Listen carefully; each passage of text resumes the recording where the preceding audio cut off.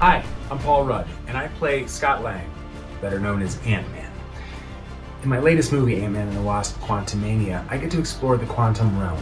But what you might not know is the quantum realm is a very real thing, and NASA scientists explore it every day. So, I have a few questions for the team of quantum physicists at NASA. Hi, Paul.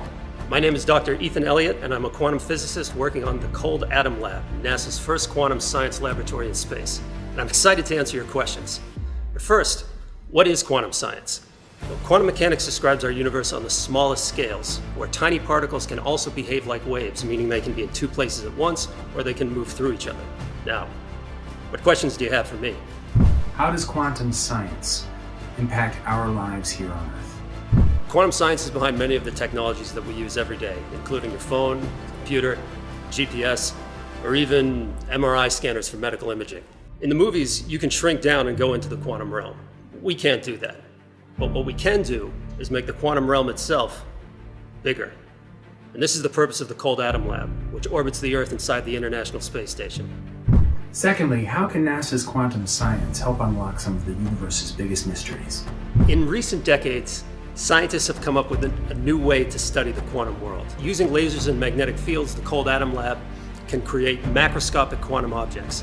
We can amplify quantum effects. And then we put these big quantum objects into space because that gives them more time to interact with gravity, because they're floating in orbit and not crashing into anything the way they would on Earth.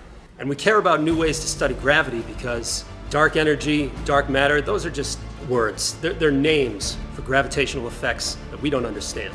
And ultra-cold temperatures, they're like a quantum lens that will hopefully one day allow us to see further into the gravitational unknown. Studying quantum mechanics with ultra-cold atoms, these are the hardest experiments that you can do on a tabletop on Earth.